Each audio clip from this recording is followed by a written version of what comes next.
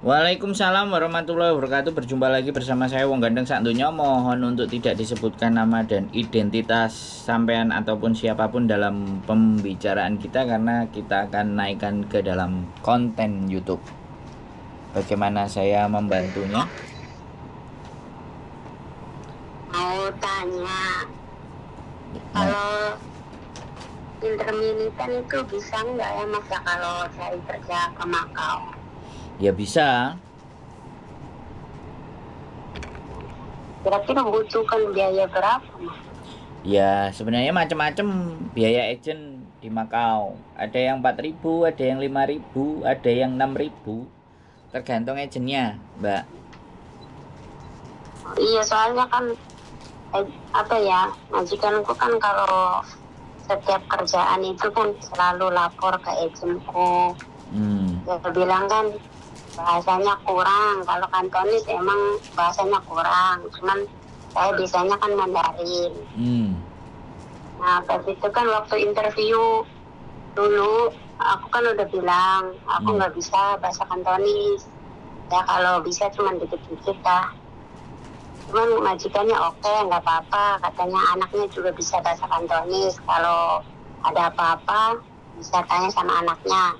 Nah sekarang Fakultas izinnya dia bilang aku nggak bisa bahasa sini, soalnya kan majikan nggak bisa bahasa Mandarin. Aku kalau tanya sama anaknya, terus majikan gue bilang jangan tanya sama anaknya terus, dia bilang gitu, tanyanya sama saya. Kan bosku kan nggak bisa bahasa Mandarin, mana nanya gitu Mas. Terus dia bilang kamu tuh mau kerja nggak sih di sini, dia bilang gitu. Ya kalau kerja sih saya mau, orang dari Indonesia kan, kita ke Indonesia ke sini kan buat cari kerja kan Mas, nggak buat main-main. Nah dia bilang gitu. Pas itu komplain lagi masalah masak. Nah pas masak kan aku nggak dibolehin masak, terus ngajarin kalau majikannya satu kali ngomong dia harus bisa. Ya aku kan kalau harus bisa itu mikir dulu gitu, apa ini namanya kayak gitu, nggak langsung ambil gitu. Nah waktu itu kan dia ngomong sama izinnya aku nggak bisa masak, kerjaan gue kan cuma bersih-bersih Mas. Anaknya udah gede satu, cuman udah pada kerja sih. Dan cewek cowok aku kerja, aku di rumah sendiri, bagiannya bersih-bersih. Kalau masak nungguin dia pulang. Nah nungguin dia pulang pas itu kan disuruhnya cuma nyuci sayur, nyuci ikan. Tuh pas itu dia yang masak, aku bantuin masak, dia nggak boleh. Gitu. Terus aku gimana? Apa Mbak? Iya bantuin masaknya nggak boleh. Terus ngomong sama agennya aku nggak bisa masak kayak gitu. Terus kalau ada masalah di rumah ya lapornya ke agen. Aku kan bisa bahasanya sama anaknya, bisa komunikasi sama anaknya. Cuman majikanku nggak suka, jangan sedikit-sedikit ngobrolnya sama anaknya. Terus aku ngobrol sama siapa, sedangkan majikan cowokku juga dia nggak bisa bahasa. Yang bisa bahasa Mandarin cuma anaknya. Aku kalau nggak bisa, kalau majikanku ngomong ini kan aku ngomong sama anaknya, ini mama kamu ngomong apa kayak gitu. Oh mamaku ngomong kayak gini. Tuh Mas. Sering majikanku itu bilang kalau kamu nggak suka kerja di sini, ya udah ngomong sama aku, nanti aku ngomong sama agenmu, dia bilang gitu. Aku nggak ngomong sih, soalnya aku juga masih mau kerja kan Mas di sini. Sering ngomong kayak gitu.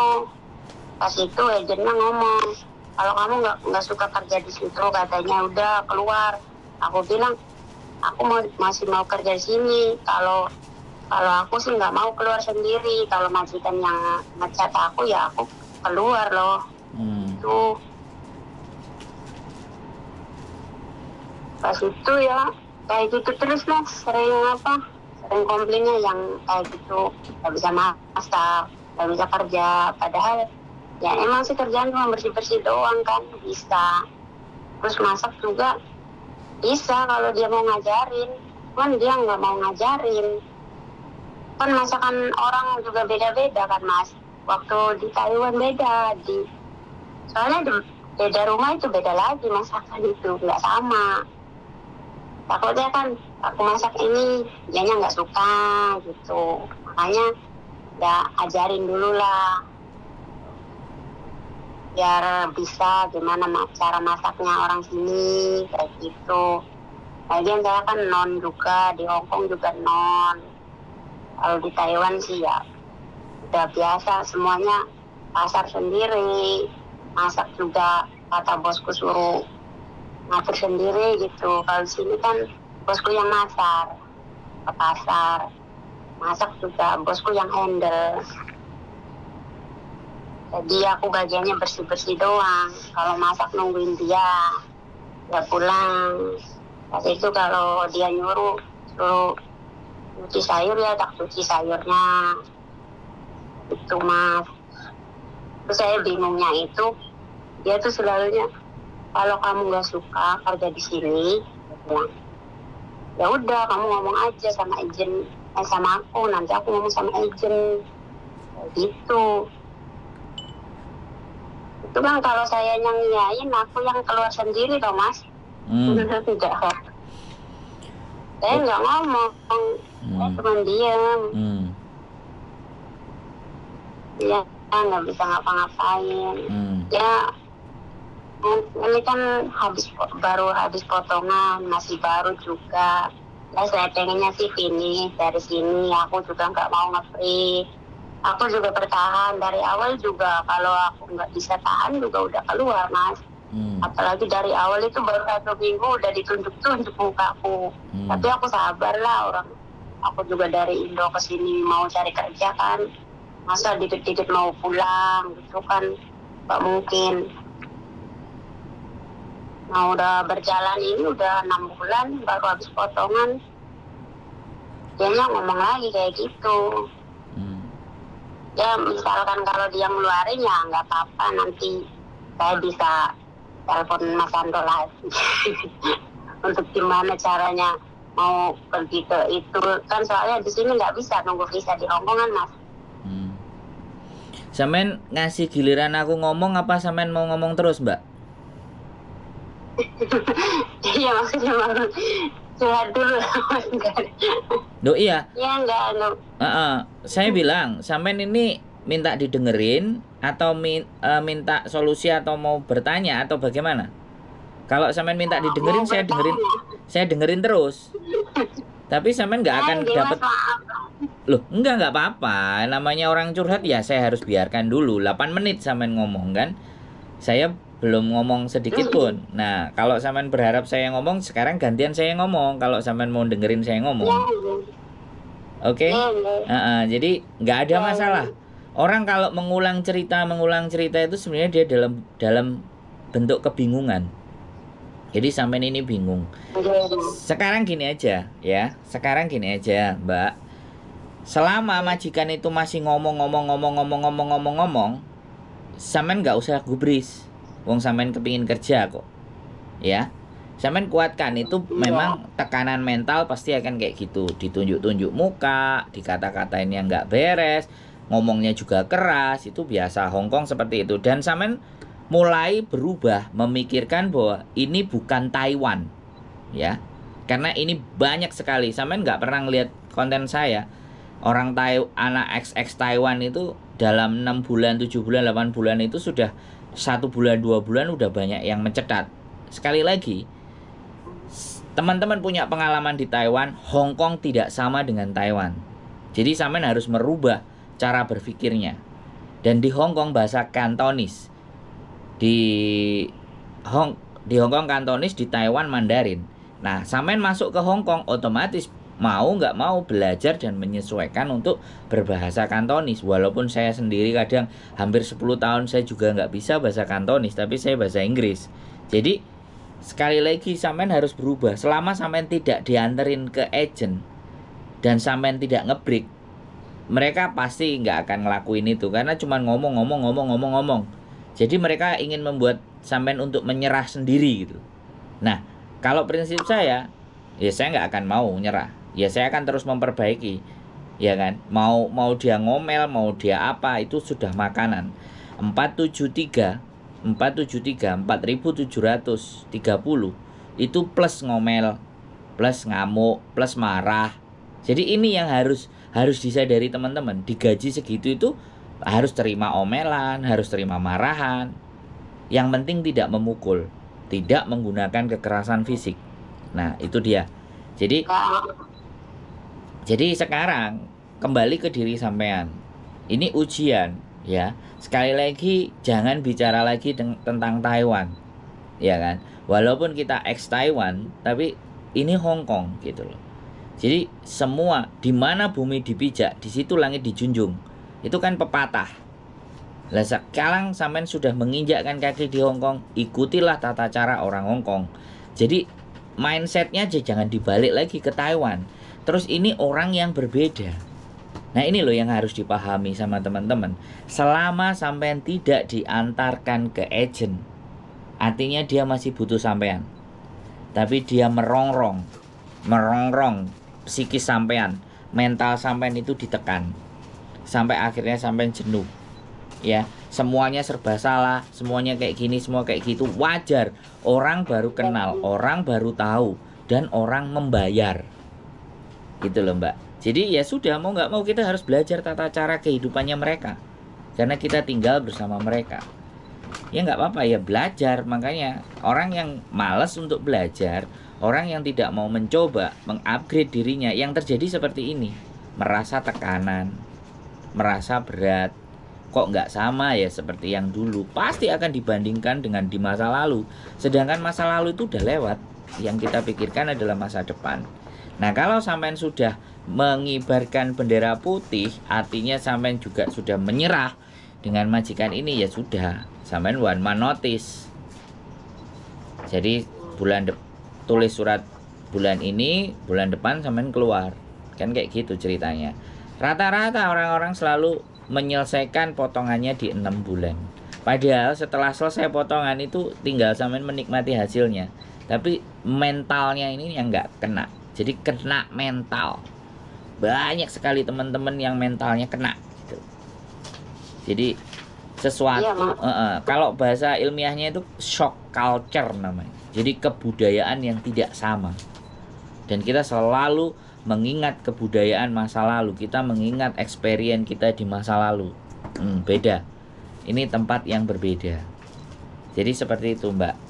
Kalau sampean misalnya di interminate, ya sudah, apa boleh buat. Tapi selama dia tidak mengeluarkan sampean, teruslah bekerja. Teruslah bangun mental. 95% teman-teman yang di Hong Kong merasakan hal yang sama seperti yang sampean rasakan. Tidak ada yang tidak. Kalau toh pun ada yang ketemu langsung baik, ya. Ketemu langsung baik itu cuma 5%, Mbak. Dari 100 itu cuma 5, yang 95-nya itu sama. Karena karakter orang Hong Kong menaklukkan majikan itu ada yang 3 tahun, ada yang 2 tahun, ada yang 4 tahun. Nah, itu tergantung sampean. Jadi seperti itu kalau saran saya ya. Sekali lagi, kalau sampean menyerah dan mengibarkan bendera putih, ya sudah, tinggal one more notice, selesai. Tapi kalau sampean menganggap bahwa ya sudah, oh ya sudah, sampean tonton. Selama sampean tidak disiram mukanya dengan air panas, selama sampean tidak dipukul, selama sampean masih dikasih makan, selama sampean bisa makan, itu hanya penyiksaan secara mental. Jadi tinggal bagaimana sampean kuat-kuatan. Tujuan awal bagaimana, sampean di PT berapa lama, lihat perjuangan sampean itu gitu, biar sampean kuat balik.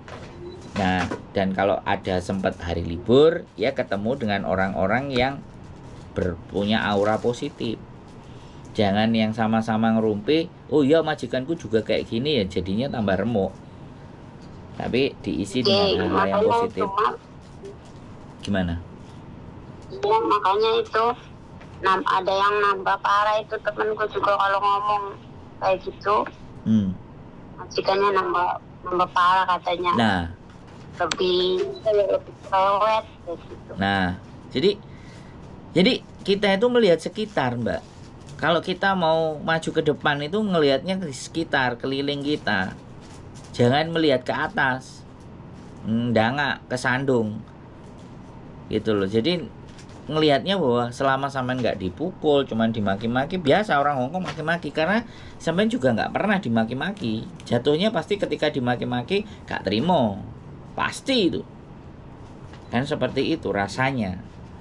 Saya ngerti, teman-teman semuanya hampir merasakan itu semuanya. Itulah Hongkong karakter. Kita berbicara.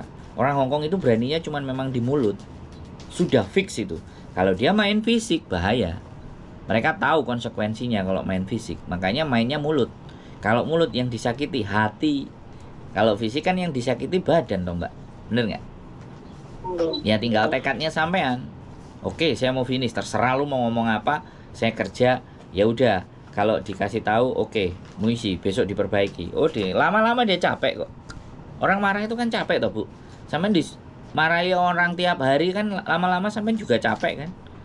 Yang stres kan juga sampean. Kalau seandainya sampean marah-marah terus, ambil aja kayak gitu, bawa senyum aja. Oke, udah, oke, ya sudah, saya perbaiki. Enggak, selama sampean tidak disuruh beres-beres, tidak diantar ke agent, sampean masih dibutuhkan di situ. Sampean masih bagus karena masih diomongin. Ada anak yang bosnya nggak suka, langsung suruh beres-beres, tak antar ke agent. Ada, itu jauh lebih sadis. Kalau masih ngomong, dia masih butuh. Hah? Soalnya kan majikanku udah 2 cece, yang 1 cece baru 6 bulan. Oke, saya potong ya. Jangan bandingkan orang lain. Sudah, itu perjuangan orang lain. Jangan disamakan orangnya. Kalau sampean berpatokan itu, maka sampean juga akan drop. Bisa dipahami nggak? Sampean, CC itu, majikan. Anak-anak selalu play victim namanya. Jadi kalau orang lain nggak bisa, dianggapnya kita juga nggak bisa. Jangan begitu prinsipnya. Kalau Mbak itu tidak bisa bertahan, saya harus bertahan. Bisa dipahami nggak? Jadi dibangkitkan semangatnya di dalam diri. Kuncinya cuma di situ. Hongkong dolar gurih. Tapi kalau mental kita drop, ya selesai. Nggak dapat Hongkong dolar. Kalau ke Makau jadi mob Makau. Jadi duit Makau bukan duit Hongkong gitu. Kalau rupiah sekarang di Indonesia semuanya serba mahal. Pikirkan baik-baik. Tapi kalau sekali lagi sudah menyerah, ya sudah, bendera putih dikibarkan, one man notice. 1 bulan. Hari ini kita taruh surat, bulan depan selesai. Tapi menurut saya sekali lagi ya Kak, selama majikan masih ngomel sama sampean, itu majikan masih butuh. Iya kan? Sampean dikasih tahu sama didiemin, lebih milih di mana? Tahu-tahu didiemin, dianterin, suruh beres-beres. Kan lebih berabe itu. Kita nggak ada persiapan. Dan pesan saya satu hal, ya kan? Simpan baik-baik duit, karena sampean di masa transisi. Jadi jangan dikirim ke Indonesia semua. Walaupun selesai nanti ibaratnya selesai potongan, sampean masa transisi. Jadi masa di mana sampean harus punya cadangan. Tahu-tahu nanti begitu meleset, sampean nggak pegang duit. Nah, itu banyak terjadi sama teman-teman. Uang udah dikirim ke Indonesia semua. Giliran majikan di interminate, wis kalang kabut lah, bingung sembarang kalir, bla bla bla bla. Gak nyekel duit, akhirnya tergiur iming-iming di luar sana untuk overstay. Kalau di Taiwan kan kaburan. Kalau di Taiwan ada agen kaburan, di Hongkong tidak ada. Nah itu yang harus digarisbawahi. Jadi kalau overstay ya sudah overstay, sudah gelap, paper.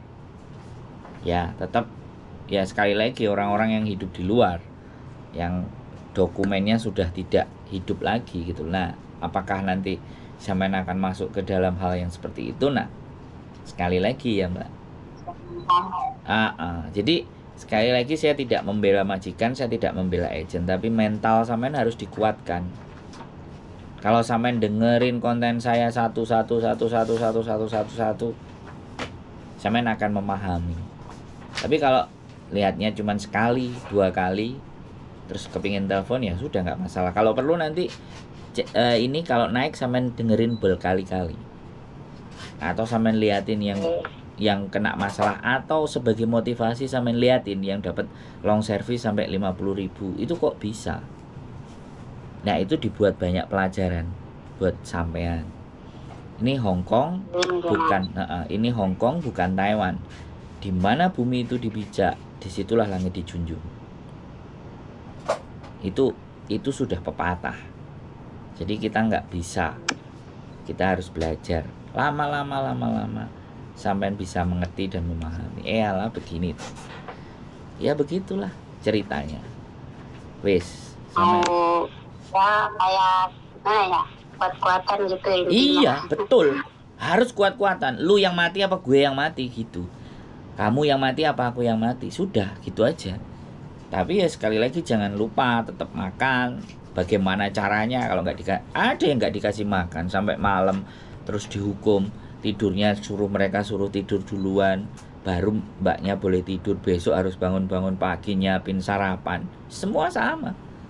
Itu jauh lebih parah lagi, nggak dikasih makan, berat badannya 5 kilo, 8 kilo turun. Ya wes, karena tertekan mental. Semuanya masalahnya cuma di mental. Terus dablek aja kalau kata orang-orang. Sama orang Hongkong itu harus dablek. Kalau kamu ngeluarin saya, kamu rugi. Kalau saya yang keluar sendiri, saya yang rugi. Udah, supaya nggak rugi saya harus bertahan. Sekali lagi ya, saya tidak membela siapapun. Saya mendudukkan sesuatu itu sesuai di Hongkong. Kalau sampean masih tidur di rumah majikan, saya 8-7 bulan tidurnya di Victoria Park. Dan itu bagian dari perjuangan. Saya bukan langsung enak seperti saat ini. Di 10 tahun yang lalu ya, makan itu dari teman-teman. Buah yang nggak dibawa pulang, gorengan yang nggak habis, kerupuk yang ibaratnya nggak dibawa pulang, mereka malas bawa pulang. Nih mas, sama saya tak buat makan besok lagi, tak makan lusa lagi. Ya memang irit, saya tidak pernah tidur di hotel. Tidur saya di lapangan Victoria Park. Itu makanya perjuangan. Selama kita berjuang ya Gusti Allah pasti tahu lah. Jadi kalau jadi nggak ada masalah, menyerah boleh, silahkan, bebas, kita tidak ada paksaan. Tapi saya berharap sampean tidak menyerah. Kalau nanti butuh memang tiba-tiba di interminate ya silakan hubungi. Makau masih buka dan Makau banyak pekerjaan. Kalau sampean nggak mau pulang ke Indonesia, no problem. Kalau suatu saat sampean pingin jalan-jalan, kalau jalan-jalan ke Makau, pingin tahu Makau, pingin bagaimana untuk ngatur strategi ya silahkan monggo. Saya ada nomor yang bisa dihubungi, bisa ketemu. Seperti itu. Oke. Coba kuat-kuat. Iya betul. Harus.